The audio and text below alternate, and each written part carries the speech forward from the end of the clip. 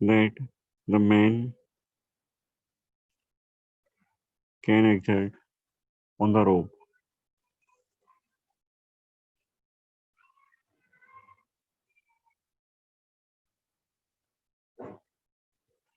so that the board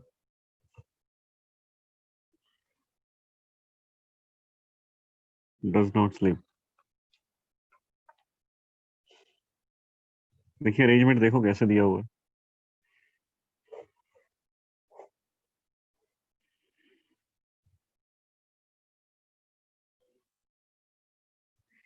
यहाँ एक board है, board of mass small m,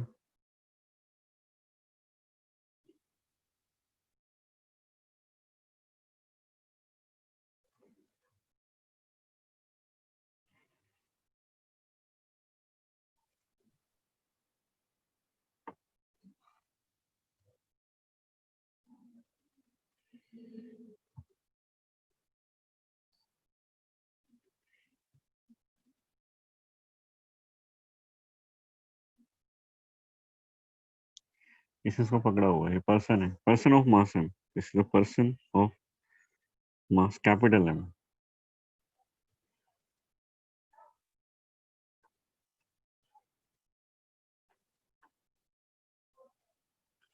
board of mass small m,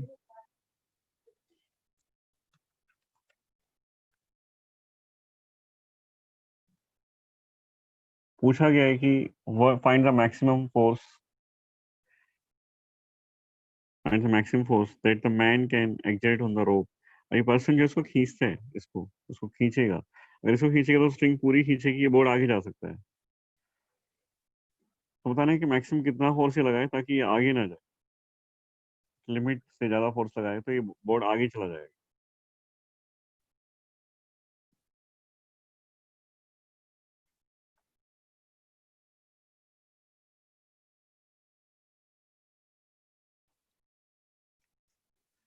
ऐसा करते हैं, इससे पहले एक छोटा क्वेश्चन डिस्कस करते हैं, तो मैंने प्रॉब्लम कर सकता है, पहले सिंपल क्वेश्चन सिर्फ डिस्कस करता हूँ एक दो, फिर करेंगे। ये देखो, block A weighs 4 Newton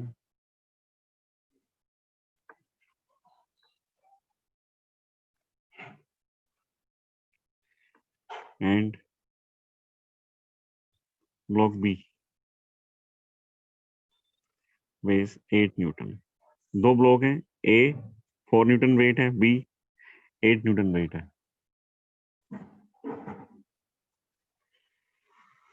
find the coefficient of friction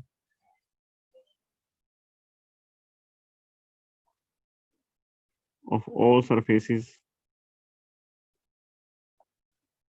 of all surfaces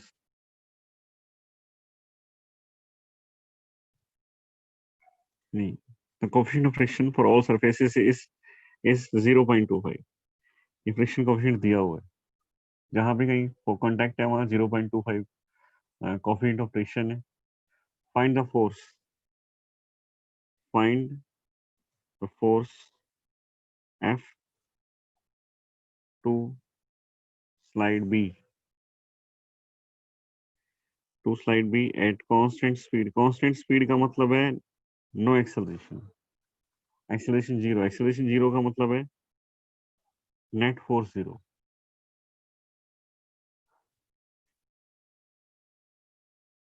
तीन केस दिए हुए, first constant speed when, the first is A rest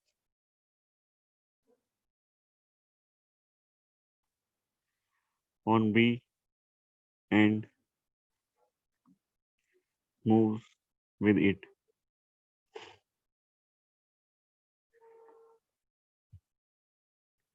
देखो ये A है, ये B है, A का वेट 4 न्यूटन है, ये B है, B का वेट 8 न्यूटन है।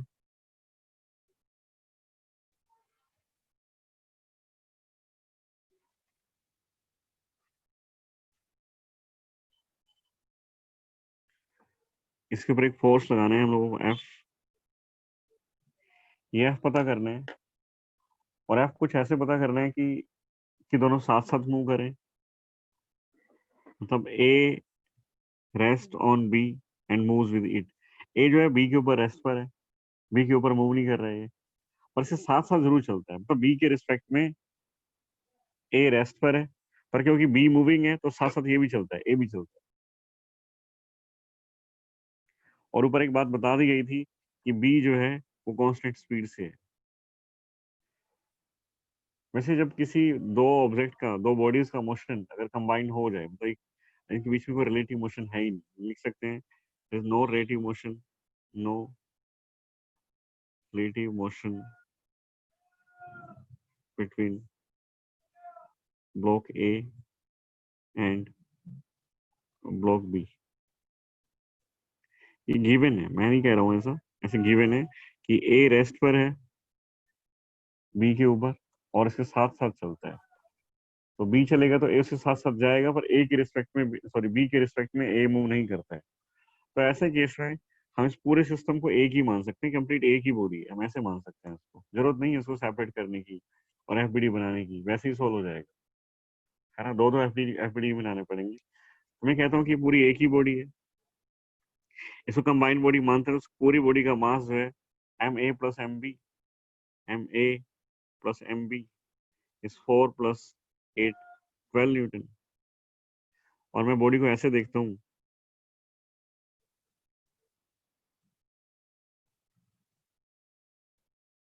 ये बॉडी ऐसे ले लो, ये ए है, ये बी है, इसका डाउनवर्ड, ये पूरा एक ही बॉडी है, डाउनवर्ड वेट लगेगा M A plus M B into G. और ये ग्राउंड है, सरफेस के ऊपर ये मूव कर रही है, ग्राउंड है, सपोज ये ग्राउंड है, तो ये पूरा सिस्टम इसके ऊपर कुछ फोर्स लगाएगा, that force is normal reaction. Suppose इस पूरे सिस्टम ने ए प्लस बी दोनों मिलकर के ये नॉर्मल देते हैं, तो ये वापस भी लगाएगा, एक्शन रिएक्शन पेयर तो बनेगा नॉर्मल।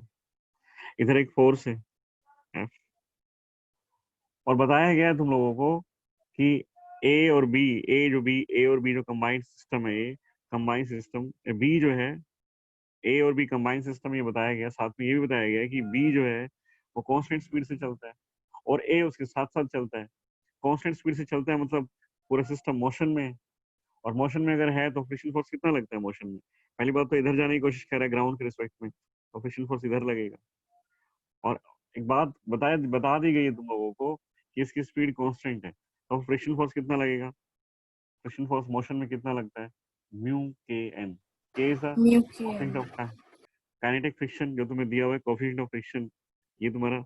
अब म्यू के और म्यू एस मेंशन नहीं किया है तो दोनों सेम है, तो हम दोनों सेम ही लेते हैं, तो मैं लिखता हूँ म्यू एन।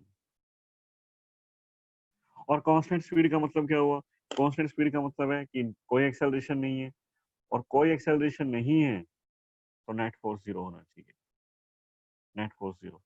वर्टिकल में तो कोई मोशन ही नहीं है, तो वर्टिकल में हम कंक्लूड करते हैं कि वर्टिकल में नेट फोर्स जीरो, इसका मतलब वर्टिकल में आया N equals to M A plus M B into G. ये 12 बाई ए जी, ये तो 12, ये 12 इंटू जी 10.2। तो वेट दिया हुआ है ना, तो यहाँ पे 12 ही होना चाहिए ना 120 की हाँ ये जगह। तो वेट है ये 12 newton, this is 12, this complete is 12, mass 12 नहीं है, this complete weight is 12 newton, weight of 4 Newton and 8 Newton, so this complete is 12 Newton, a normalization of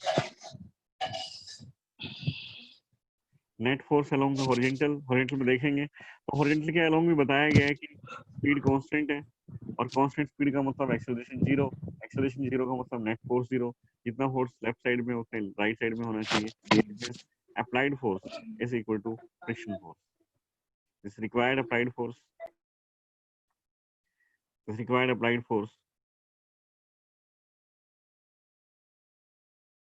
is equal to mu n, this F is equal to mu into जो भी है M A plus M B into G, ये तुम्हारा answer है।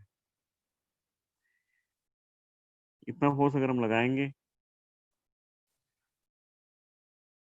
तो ये constant speed से चलेगा, इससे ज्यादा फोर्स तुमने लगा दिया तो फ्रिक्शन की तो लिमिट आ चुकी है, फ्रिक्शन म्यू एन से ज्यादा कभी नहीं होता, फ्रिक्शन की लिमिट आ चुकी है और तुमने फर्दर और फोर्स इंक्रीज कर दिया अपना, और फिर नेट फोर्स लेफ्ट साइड में कुछ हो जाएगा, और नेट फोर्स अगर कुछ हो जाता है तो फिर एक्सेलरेट करेगा। फिर ये कंडीशन नहीं रह पाएगी कि स्पीड कांस्टेंट है, फिर ये नहीं रहेगा कि स्पीड कांस्टेंट है ना।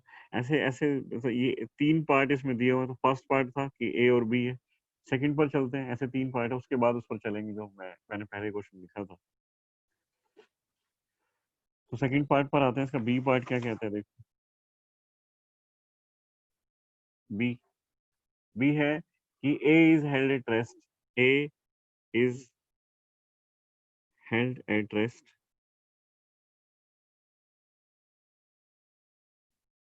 बस इतना ही है। बाकी बी कांस्टेंट स्पीड से चल ही रहा है, वो इन्फॉर्मेशन तो तीनों के लिए सेम है। अब था कि find the force F to slide B at constant speed when when A is held at rest, A को किसी तरह से रोका हुआ है किसी भी तरह से। तो एक स्ट्रिंग लगा दी है वहां पर उसको रोकने के लिए। डायग्राम देखो ऐसे दिया हुआ है कि स्ट्रिंग, ये तुम्हारा बी हो गया, ये बी है, ये ए, एक स्ट्रिंग से इसको यहाँ पर इस तरह से फिक्स कर दिया। अब ए कहीं जा नहीं पाएगा, अब ए कहीं जा नहीं पाएगा।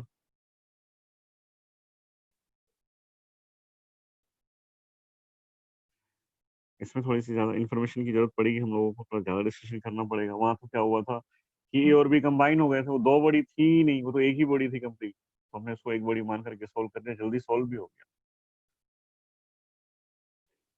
ए देखो कहीं नहीं जाएगा, ए कहीं नहीं जाएगा, ए को फिक्स कर दिया, स्ट्रिंग से बांध दिया।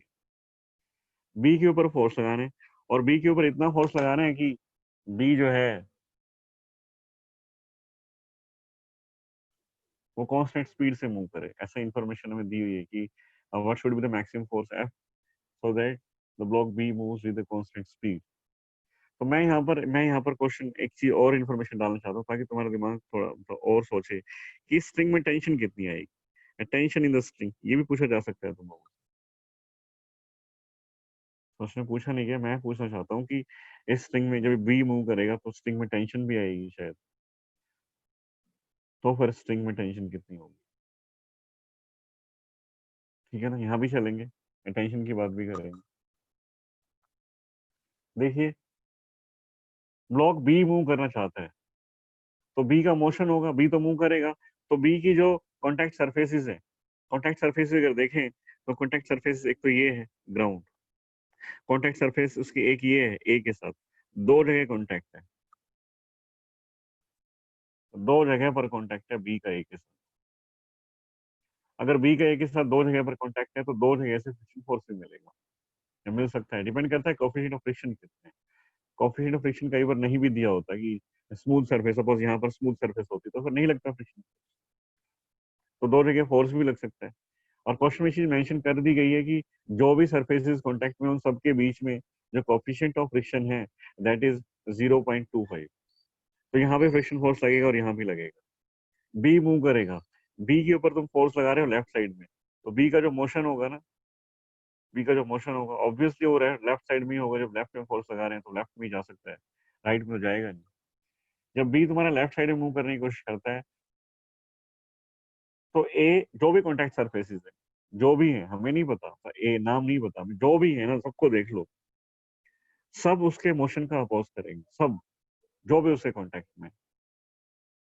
साथी जरूर कांटेक्ट जो अपोज करते हैं, साथी जो होते हैं ना वो हमेशा रोकने का काम करते हैं कि आगे ना निकल जाए मुझसे। कंपटीशन होता है ना क्लास में कि मुझसे आगे ना निकल जाए, ऐसे ही ये रहता है कि जो कांटेक्ट में जितनी भी सरफेसेस है ना, कांटेक्ट में जितनी भी सरफेसेस हैं, सारी सरफेसेस इस बी के मोशन को अपोज करेंगी। और बी का मोशन शायद हमें क्लियर है कि बी जो लेफ्ट साइड में मूव करेगा, इसका मतलब ये होगा कि ए ब्लॉक जो ऊपर रखा हुआ है, ये ब्लॉक ए बी के ऊपर बैकवर्ड डायरेक्शन में, मतलब राइट साइड में फोर्स लगाता है ए के बी के ऊपर, ए लगाता है। बी लेफ्ट में जाएगा तो जो भी कॉन्टेक्ट में ए है और ग्राउंड है, तो ए और ग्राउंड दोनों बी को रोकेंगे। कैसे रोकेंगे, ये इधर जाने की कोशिश कर रहा है ना, तो बैकवर्ड डायरेक्शन में फोर्स लगाएंगे, दोनों दोनों ही लगाएंगे, और दोनों फ्रिक्शन फोर्स, दोनों में फ्रिक्शन फोर्स लगाएंगे। और दोनों फ्रिक्शन फोर्स कितना लगाएंगे कि mu times of normal reaction between दो सरफेसेस। अब यहाँ पर अगर तुम्हें देखना है कि यहाँ फ्रिक्शन फोर्स कितने हैं, तो यहाँ का कोफिशिएंट ऑफ फ्रिक्शन लेके आओ और इन दोनों सरफेस के बीच का, ए और बी कॉन्टेक्ट में, तो ए और बी के बीच का नॉर्मल रिएक्शन कैलकुलेट करो।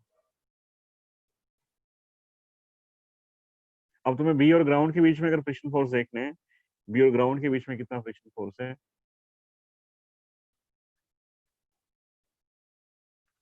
तो यहाँ का कोफिशिएंट ऑफ फ्रिक्शन लेके आओ, coefficient of friction between B and ground, और इन दोनों के बीच में नॉर्मल रिएक्शन कितना है वो भी लेके आओ। और बी फिर कांस्टेंट स्पीड से चलना चाहिए, ये भी कंडीशन दी हुई है। अब ए फिक्स है, ए मूव नहीं कर पाएगा, उसको किसी तरह से हमने बांध दिया है तो मूव नहीं कर पाएगा।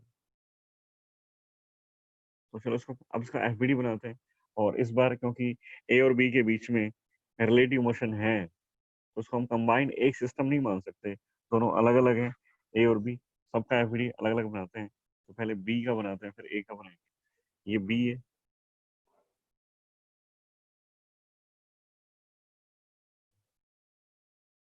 ये ग्राउंड है, इस पर ये रखा हुआ है। ग्राउंड को भी देख लेंगे क्या क्या बनता है इसका। और ये ए है,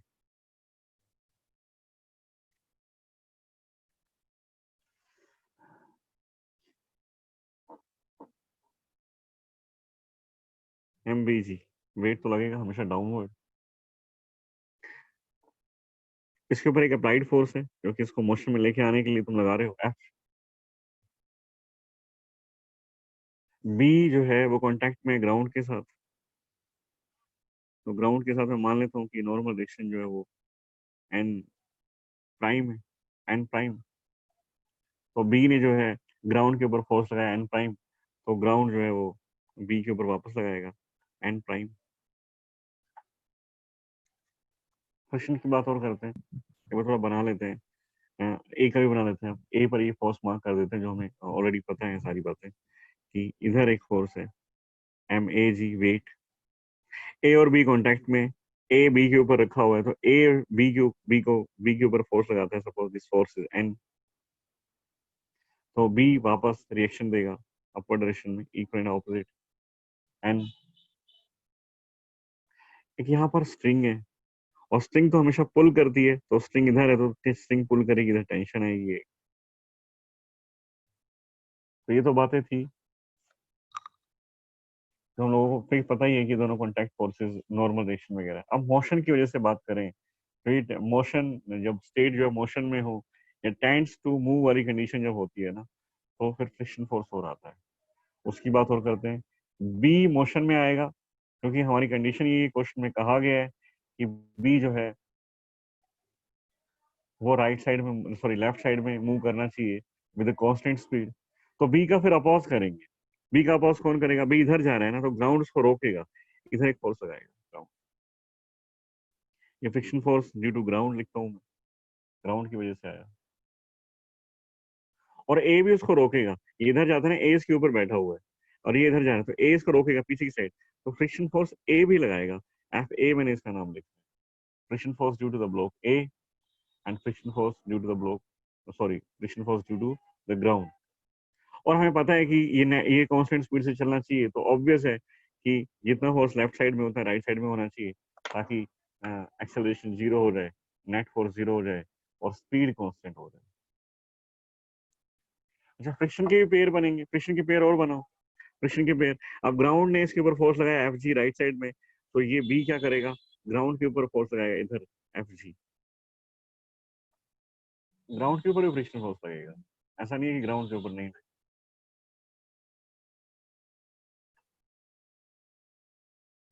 बी ए के ऊपर फोर्स लगाता है, सॉरी ए ने पहले लगाया बी के ऊपर, उसको रोकने की कोशिश की, तो बी वापस रिएक्शन देगा, वो उसको भी उसके ऊपर फ्रिक्शन फोर्स। ए ने बी के ऊपर लगाया राइट साइड, तो बी क्या करेगा? ए के ऊपर लगाएगा लेफ्ट साइड में। ये एफ ए, ये इसका पेयर हो गया, ये इसका पेयर हो गया। अब सारे पेयर कंप्लीट। ए तो रेस्ट पर है, ए जो कंप्लीटली रेस्ट पर है, तो N equals to M G, N की वैल्यू आती है एम जी। अब हॉरिजॉन्टल में भी रेस्ट पर है ये, तो tension T is equal to friction force F A. F A कितना होगा? Mu coefficient of friction between, यहाँ पर इन दोनों के बीच में, ए और बी के बीच में, यहाँ कॉन्टैक्ट है ना, नॉर्मल रिएक्शन म्यू एन। और ए और बी के बीच में नॉर्मल रिएक्शन जो आया वो mg आया, तो T equals to mu mg ma, this is mag। Tension जो है 0.25 into this weight of this block A is 4, that means 1 Newton. Tension in the string is 1 Newton. तो हमें यहाँ से n पता लग गया है कि n कितना है, A और B के बीच में जो नॉर्मल फोर्स है वो हमें पता लग गया कितना है, टेंशन की वैल्यू हमारे पास आ गई। और इस पर आते हैं, इसमें भी सेम है कि वर्टिकल में कोई मोशन नहीं है, रेस्ट पर है, और वर्टिकल में अगर कोई मोशन नहीं है, रेस्ट पर अगर है, तो net force along vertical must be 0। तो जितना अपवर्ड फोर्स है, upward is n prime and downward is n plus mbg, तो ऐसे लिख सकते हैं n prime is equal to n plus mbg। Value of n is mag, this is ma, value of n is mag, so normal reaction is mag plus mbg, and is complete is 12 Newton, given है 12 Newton है।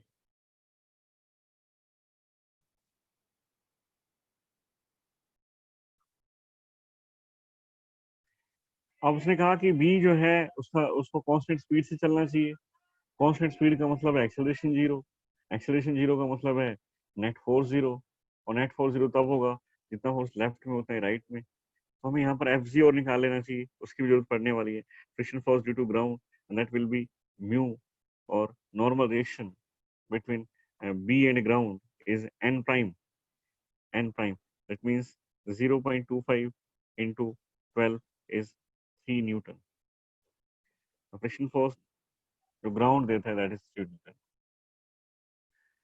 तो उसका अभी constant speed से acceleration zero, net force zero, मतलब left side में जितने force होता है राइट साइड में भी होना चाहिए, ताकि ताकि कैंसिल कर सके, ताकि नेट फोर्स जीरो कर पाए। तो ये फोर्स है F, इस F is equal to friction force due to axle block A plus friction force due to block, sorry, ground। Friction force due to A is mu n, and mu n is 1 Newton। This is friction force also। Fa भी लिखेंगे इसको। Fa is 1 plus F friction force due to ground is 3। This total force is 4 Newton। तो मैं इसको move कराने के लिए with constant speed move कराने के लिए 4 न्यूटन का फोर्स लगाना पड़ेगा। इससे ज्यादा फोर्स अगर तुमने लगा दी तो फिर ये एक्सेलरेट कर जाएगा, कांस्टेंट स्पीड से मूव नहीं करेगा।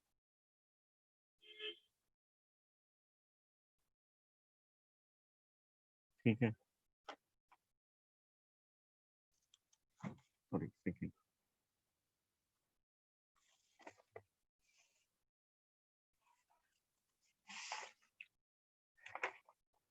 थर्ड देखते हैं, थर्ड पार्ट हो रहा है इसमें, उसमें पुली भी इन्वॉल्व हो जाती है। Third part C,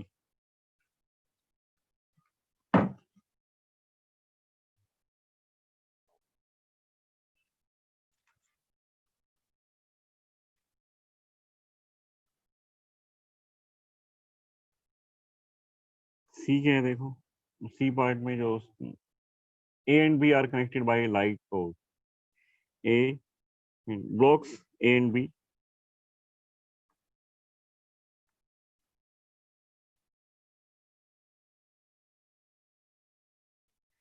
connected by light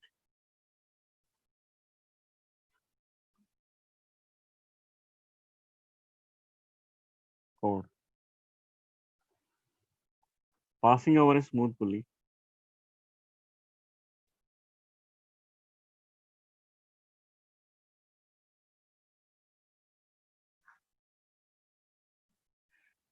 As shown in figure।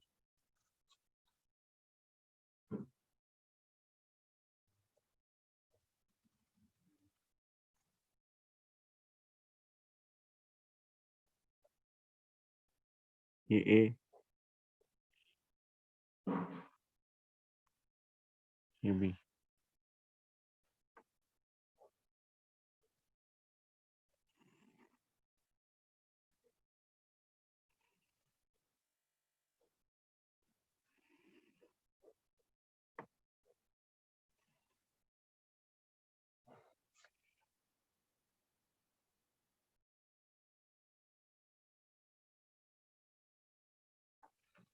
ये पूरा सिस्टम है और फिर से हम यही चाहते हैं कि एफ जो है वो कांस्टेंट स्पीड से मूव करे।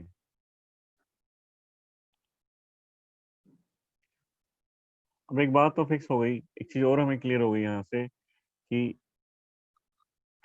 ए और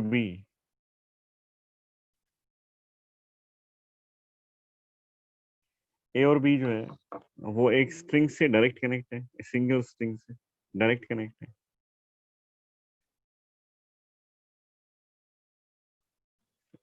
इस स्ट्रिंग से तो जितना मूव करेगा बी उतना ही मूव ए भी करेगा क्योंकि डायरेक्ट कनेक्ट है एक स्ट्रिंग से। तो ए की जितनी वेलोसिटी होगी उतनी बी की जितनी वेलोसिटी होगी लेफ्ट साइड में उतनी ही ए की भी होगी राइट साइड में।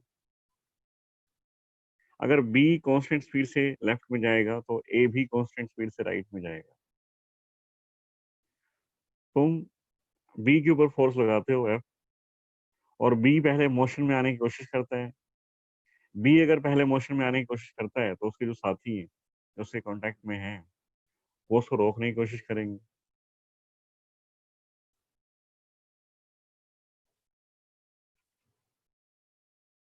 तो बी के ऊपर फोर्स लगता है, बी के ऊपर ए फोर्स लगाता है opposite to the direction of motion means towards right. Ground भी फोर्स लगाएगा टुवर्ड्स राइट। ए के ऊपर रिएक्शन मिलेगा फ्रिक्शन का, जो भी हमने किया वो सारी बातें सेम है ना, थोड़ा सा अलग है और वो तुम्हें लास्ट में देख पाओगे। मैं इसको बनाता हूँ इस तरह से कि सपोज ये तुम्हारा ए है, ये बी है और ये ग्राउंड है। ए के ऊपर एक स्ट्रिंग है, बी के ऊपर भी स्ट्रिंग है, दोनों पर स्ट्रिंग है बी। बी के ऊपर तो एक फोर्स भी लगाया हुआ है एफ, वेट दोनों का लगाओ एम बी जी।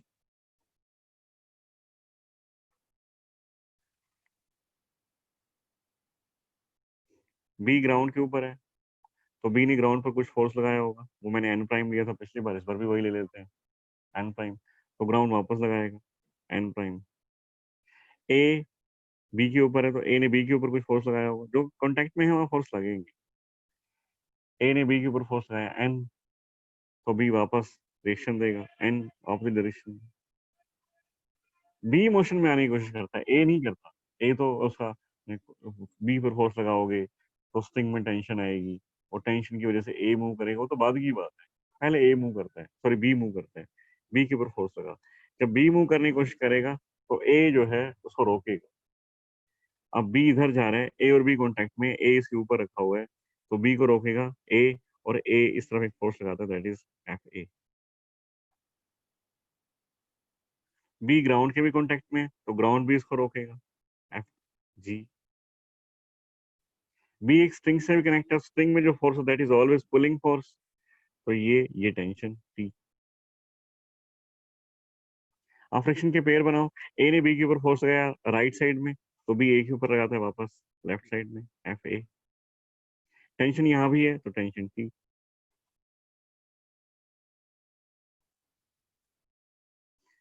ग्राउंड ने इसके ऊपर फोर्स लगाया ब्लॉक बी के ऊपर राइट साइड में तो block B right left side में फोर्स लगाएगा एफ।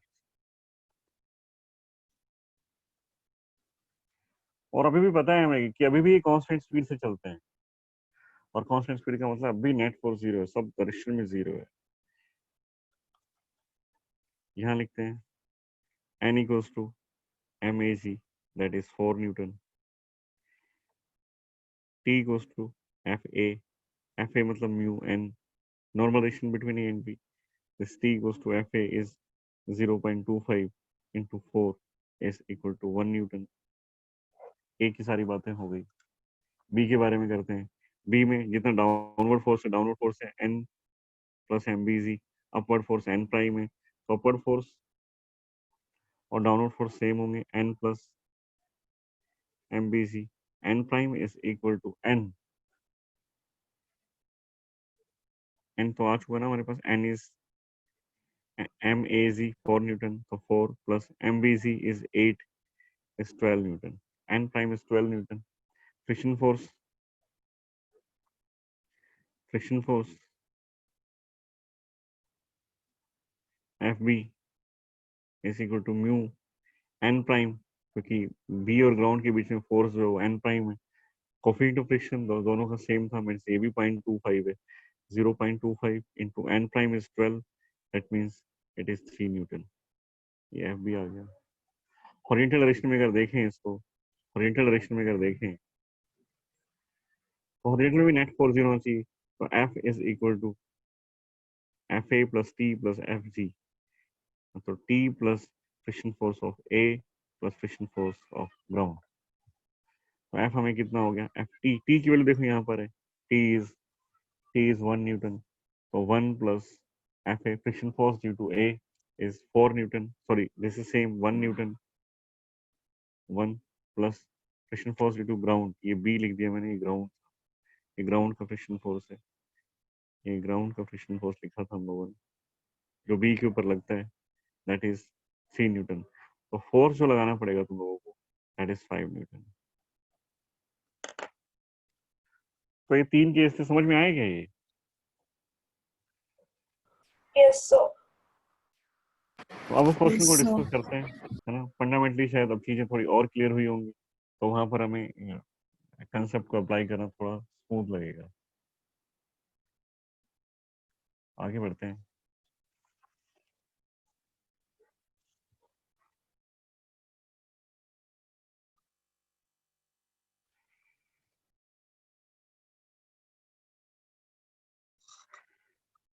वैसे एक चीज वहां से अब यहाँ पर आ गए हम लोग, तो एक चीज तो यहाँ हम कंक्लूड कर सकते हैं कि ये इसके ऊपर रेस्ट पर है, इसके ऊपर खड़ा हुआ है, और हम चाहते हैं कि स्लिप ना करे। इसका मतलब पूरा का पूरा एक ही सिस्टम मान सकते हैं हम लोग, इसको पूरा एक ही मान लेते हैं। जरूरत क्या है सेपरेट करने की? सेपरेट तब करो ना जब रिलेटिव मोशन हो।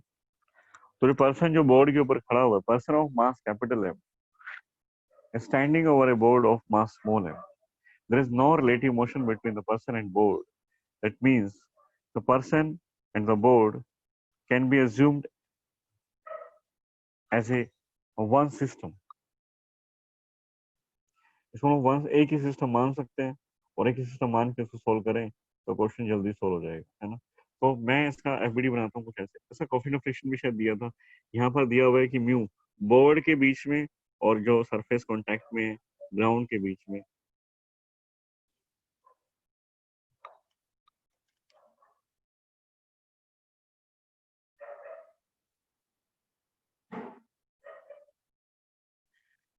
तो हम ऐसे लेते हैं इसको, इसको पूरा एक ही सिस्टम मान लेते हैं,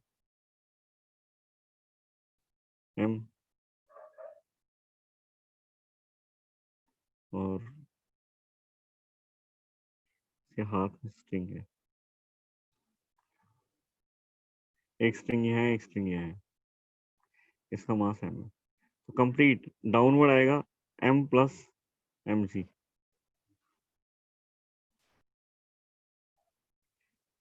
ये ग्राउंड है, ये पूरा सिस्टम ग्राउंड के ऊपर कुछ फोर्स लगा रहा होगा, तो मान लिया कि एन, तो ग्राउंड वापस लगाएगा, वो होगा एन अपवर्ड डायरेक्शन।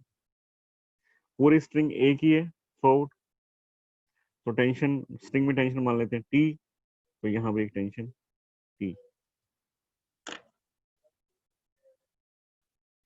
अब देखो जब ये पर्सन इस रोप को पुल करता है या फोर्स एक्सर्ट करता है रोप के ऊपर, तो ये बोर्ड जो कांटेक्ट में है ग्राउंड के, ये बोर्ड मूव करने की कोशिश करेगी, जितना ज्यादा पुल करेगा बोर्ड इधर भागेगा, तो बोर्ड का मोशन टुवर्ड्स राइट हो सकता है, टेंड्स टू मूव वाली कंडीशन तो है ही। तो फ्रिक्शन फोर्स बोर्ड के ऊपर लगेगा, ग्राउंड से फ्रिक्शन फोर्स लगेगा इस तरफ, ये फ्रिक्शन फोर्स है।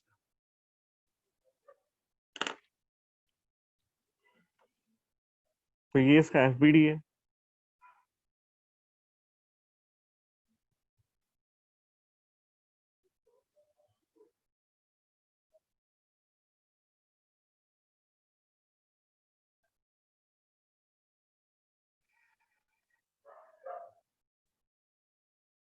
और हम चाहते हैं कि मैक्सिमम फोर्स है ना अप्लाई कर, the friction coefficient between the board and floor is mu, find the maximum force. Maximum force मतलब ये मोशन में ना आ पाए, इसका मैक्सिमम फोर्स मतलब ये जस्ट अबाउट टू मूव वाली कंडीशन में आ जाए, मतलब स्टेट ऑफ ट्रांसफॉर्मेशन में आ जाए, मैं ये कहना चाहता हूँ।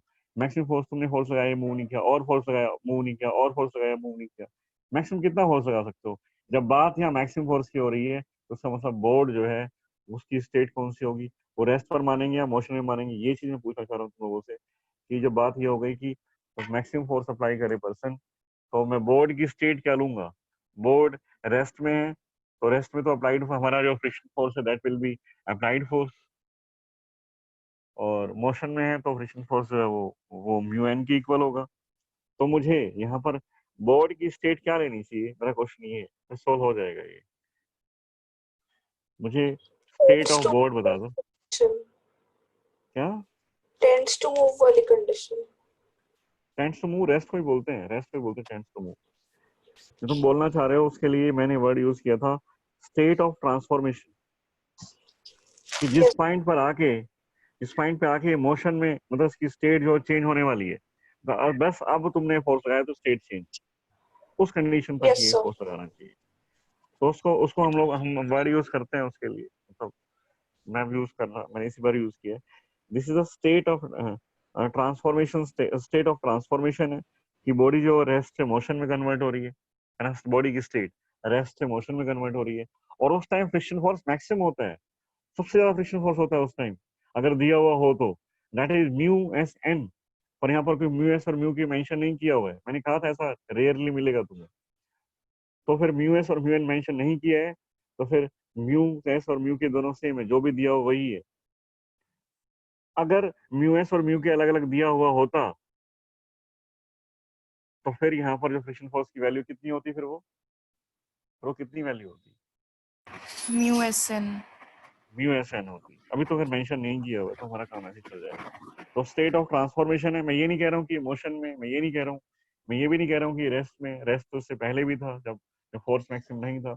मैक्सिमम मतलब स्टेट ऑफ ट्रांसफॉर्मेशन में। तो ये तुमने इसका पॉइंट 0.00000050 उसके बाद एक 1 लगा दो, इतना फोर्स भी अगर तुमने एक्स्ट्रा लगा दिया तो फिर ये अपना एक्सेलरेशन दिखा देगा।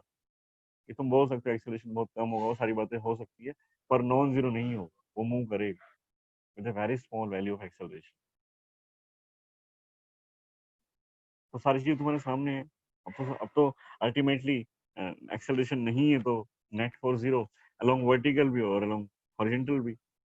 अलोंग वर्टिकल भी मतलब ये टेंशन टी है, तो टी अपवर्ड और एन भी upward, and M plus M G downward. तो हम क्या लिखते हैं, T plus N is equal to T plus N is equal to M plus M times of G. और एक इक्वेशन ये लिखते हैं कि टेंशन जो इधर है, टेंशन और बैकवर्ड डायरेक्शन में फ्रिक्शन फोर्स है, tension plus friction force is equal to,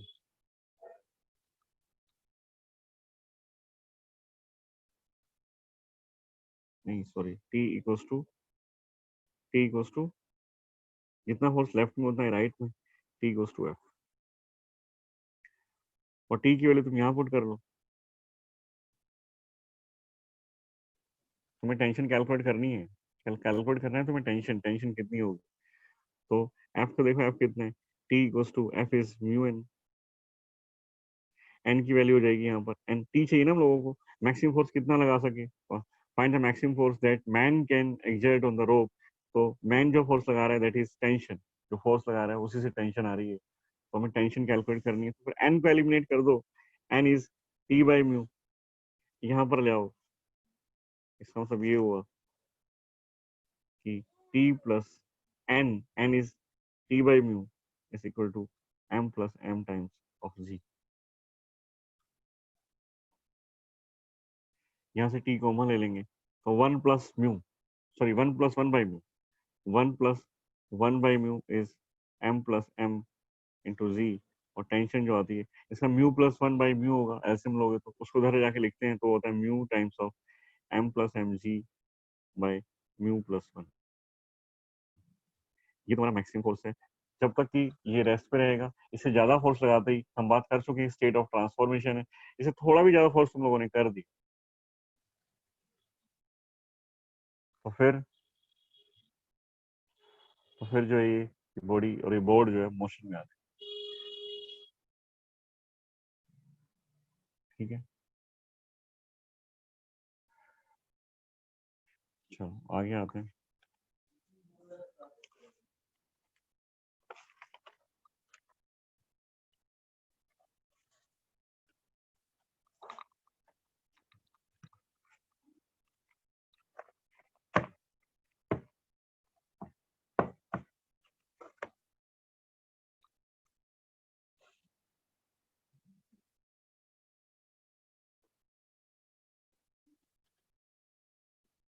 कल तुम्हारे डाउट्स लूंगा तो अकॉर्डिंगली अपना असाइनमेंट सॉल्व करके और फिर डाउट्स लेके आना कल।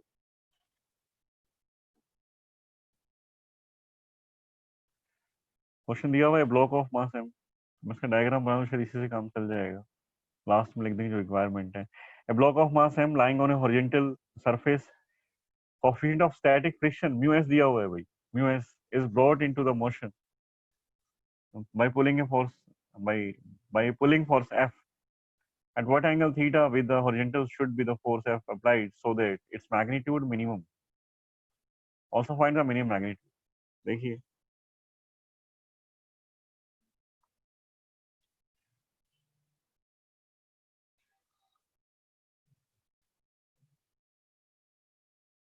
ये ब्लॉक है of mass m is lying on a horizontal surface.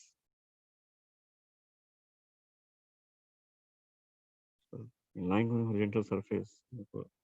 mg नहीं बनाना चाहिए अभी, बाद में बना देंगे। Coefficient of static friction mu s n mu s sorry mu s, तो इसका मतलब जो friction force maximum friction force जो आएगा यहाँ पर mu s n आएगा। तो हमें तो बस इसको मोशन में लेके आना है, तो मोशन में लेके आने के लिए हमें पता होना चाहिए कि हमारी जो कंडीशन है जिसको क्रॉस करना है उससे ज्यादा फोर्स हमारा होना चाहिए। म्यू एस एन है condition to change the state of an object. तो इसके ऊपर एक फोर्स लगाया गया, एक फोर्स लगाया गया F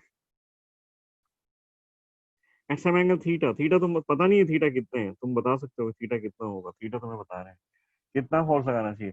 at what angle with the horizontal should the force F applied so that its magnitude is minimum। हमें थीटा कुछ ऐसा चूज करना है ताकि मुझे फोर्स जो है वो मिनिमम लगाना पड़े। अच्छा क्वेश्चन है, एचसी वर्मा का क्वेश्चन।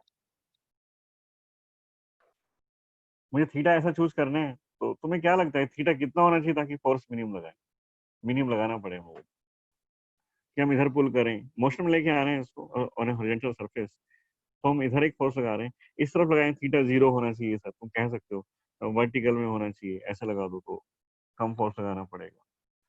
तुम्हें क्या लगता है कि तुम्हें कॉमन सेंस तुम्हारा क्या कहता है कि ये थीटा कितना होना चाहिए? मैथमेटिकल तुम कर ही लेंगे बाद में, थीटा कितना होना चाहिए, क्या कहता है common sense?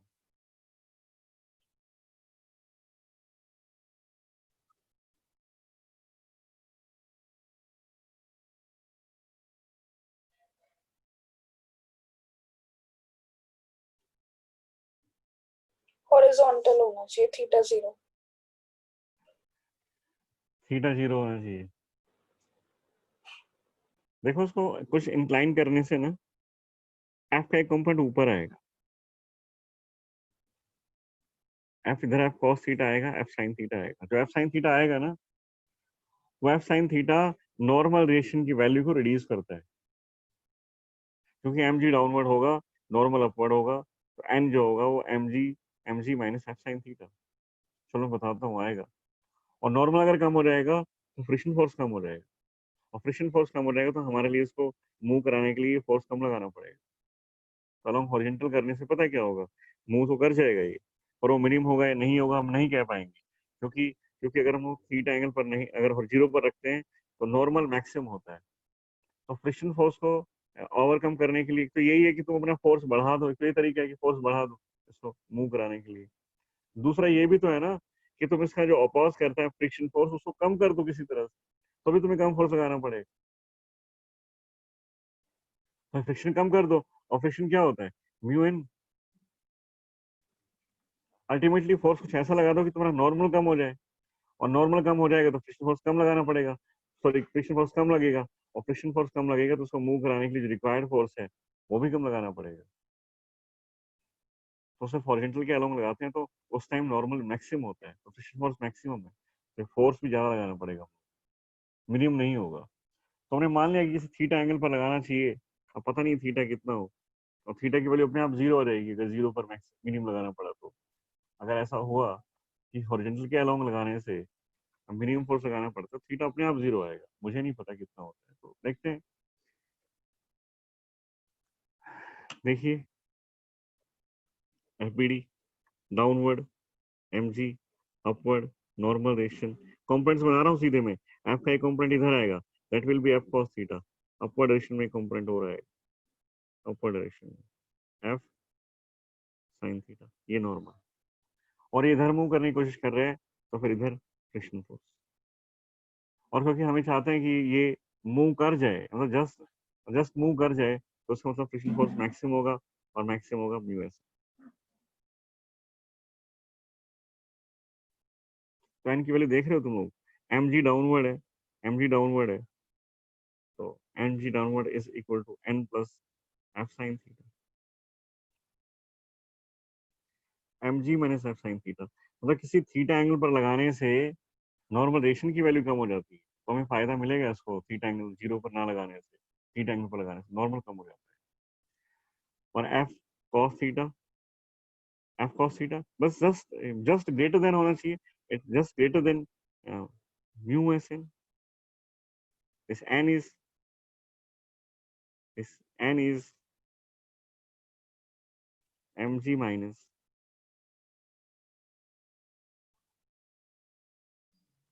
f sin theta, और f को इधर ले जाते हैं, तो f cos theta minus mu times करेंगे ना, इसको मल्टीप्लाई करके इधर लाएंगे, तो प्लस हो जाएगा mu F sine theta should be just greater than mu M जी।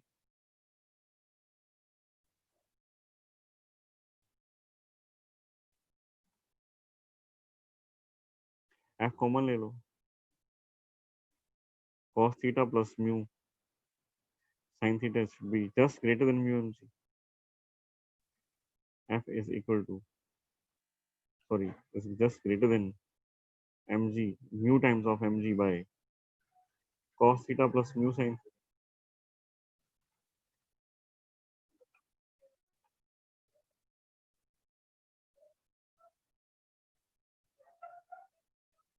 इतना f होना चाहिए, और थीटा पता नहीं कितना, थीटा कैलकुलेट करना है। अभी हमें पता है कि this force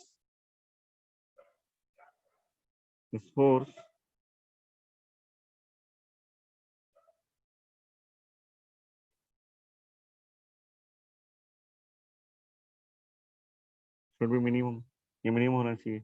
अगर फोर्स मिनिमम होना चाहिए,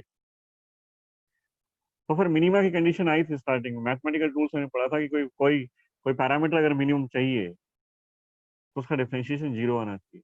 एफ तुम्हें मिनिमम चाहिए, तो डी एफ जीरो आना चाहिए, D F differentiation of force zero आना चाहिए with respect to the dependent, जिसके ऊपर वो डिपेंड करता है, तो म्यू एम जी वगैरह कॉन्स्टेंट है, थीटा पर डिपेंड करता है, थीटा तुम चेंज कर रहे हो बार बार, तो वेरिएबल जो है थीटा है, तो D F by D theta zero, condition of maximum,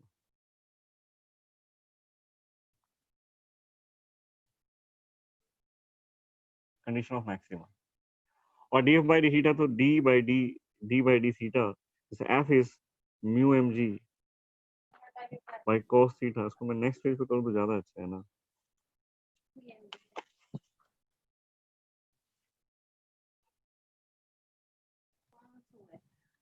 हाँ ये 500 हो भी गई। हाँ और मैक्सिमा नहीं मिनिमा, मिनिमा था वो, मिनिमम फोर्स है, मिनिमम। मैक्सिमम और मिनिमम दोनों कंडीशन सेम होती है, डिफरेंशिएशन जो है वो जीरो होना चाहिए। हाँ डबल डेरिवेटिव पॉजिटिव तो मिनिमम, डबल डेरिवेटिव नेगेटिव तो मैक्सिमम। और minimum df by d theta should be zero, तुम बता दो बंद हो जाएगी and बेटा। f is just greater than mu mg। Net तो हॉटस्पॉट तो इसमें बनाया ना। अरे क्या कर रहे हो मम्मी, क्लास बंद हो जाएगी। कितनी देर की है खत्म कैसे गई थी अब। हमारे बोलने से रुक गई।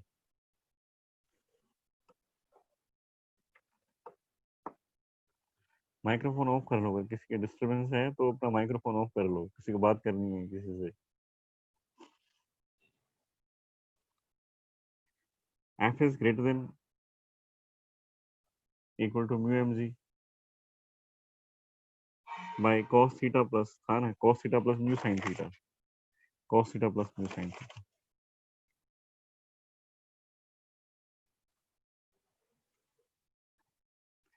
तो D F by D theta हम लोगों को करना है। D F by D theta is D by D theta of this complete mu M G by cos theta plus, अब डिफरेंशिएशन तो याद होगा तुम लोगों को, हमने कैसे बहुत प्रैक्टिस की थी। म्यू एम जी कॉन्स्टेंट है, बाहर लिख लिया मैंने, D by D theta cos theta plus mu sine theta, numerator में है तो -1 में पावर ऊपर ले गया, थोड़ा सिंपल रहेगा अगर उसको ऊपर जाकर करेंगे तो। डिनोमिनेटर में भी कर सकते हैं पर वो मेथड लेंथी होगा, है ना। और फिर मैंने कहा था कि अगर कोई फंक्शन दिया हुआ है और फंक्शन की पावर भी कुछ अलग है, 1 से अलावा कुछ है, तो उस पूरे फंक्शन को कुछ मत करो, ऐसे कैसा मान लो और पावर का डिफरेंशिएशन कर दो। और पावर का डिफरेंशिएशन अगर देखें तो पावर आगे जाती है -1, उसी पावर से रिड्यूस कर देते हैं, cos theta plus mu sine theta, and अगर पावर को रिड्यूस करेंगे तो ये -2 हो जाएगा। उसके बाद इस फंक्शन का करते हैं cos थीटा का डिफरेंशिएशन, तुम्हें याद होगा minus sine theta plus mu sine theta का डिफरेंशिएशन cos थीटा, और ये D F by D theta है। और ये पूरा D F by D theta जो है 0 के इक्वल होना चाहिए, तभी वो मिनिमम होगा। तो माइनस यहाँ मल्टीप्लाई कर लिए तो minus mu M G divide by cos theta plus mu sine theta whole square, ये -2 पावर नीचे ले आए, और यहाँ बच गया mu cos theta minus sine theta, ये 0। देखो ये 0 हो नहीं सकता, ये भी 0 नहीं हो सकता क्योंकि स्क्वायर है, और ये सपोज ये 0 होगा तो ये नहीं होगा, और म्यू भी नॉन जीरो है, एक नॉन जीरो नंबर का स्क्वायर कभी 0 नहीं आ सकता, तो ना तो ये 0 ना इन्फिनिटी को टेंड करेगा, अल्टीमेटली ये टर्म 0 होनी चाहिए। तो इसका मतलब ये हुआ कि mu cos theta minus sine theta is equal to 0, तो mu cos theta is equal to sine theta, तो tangent theta is mu, theta is tangent inverse mu, इतना थीटा होना चाहिए। कहते हैं थीटा इतने एंगल पर अगर तुम उसको पुल करोगे तो फोर्स मिनिमम लगाना पड़ेगा, म्यू की वैल्यू तुम्हें दे रखी होती तो एंगल पता लग जाता कितना angle, mu is 0.25, mu is 0.3, mu is 0.4, जो भी कुछ दे रखा हो करस्पॉन्डिंग एंगल आएगा, ऐसा फिक्स एंगल भी नहीं, डिपेंड करता है म्यू कितना है उसके ऊपर डिपेंड करेगा कि कितने एंगल पर पुल करना चाहिए।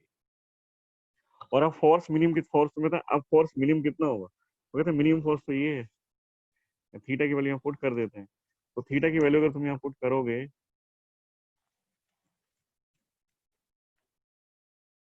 तो फिर यहाँ लिखते हैं टेंजेंट थीटा अगर म्यू है, उसको परपेंडिकुलर और बेस अगर मैं लिख लूँ, perpendicular is mu, base is 1, तो साइन थीटा इज परपेंडिकुलर और हाइपोटेन्यूज, परपेंडिकुलर इज म्यू इन हाइपोटेन्यूज इज, इन दोनों का स्क्वायर करके रूट करेंगे तो mu square plus 1। cos theta अगर लिखें तो वो होगा base is 1 by root of mu square plus 1।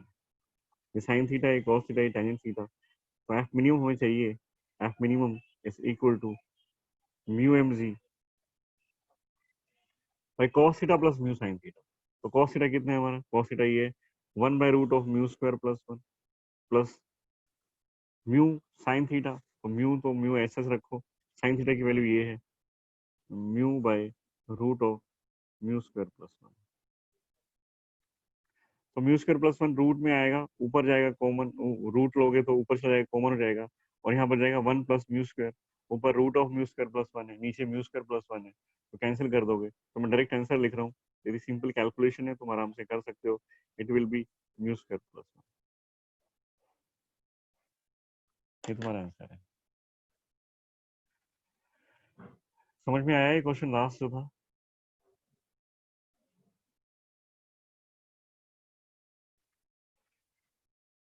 नहीं आया? सर ये एफ तो ग्रेटर था ना, फिर हमने इसको एकदम से इक्वल कैसे मान लिया? ग्रेटर नहीं, मतलब इससे जस्ट ग्रेटर होना चाहिए। तो मिनिमम की बात करें तो मिनिमम कितना होना चाहिए? इससे ज्यादा हुआ तो मूव कर ही जाएगा और एक्सेलरेट भी कर जाएगा।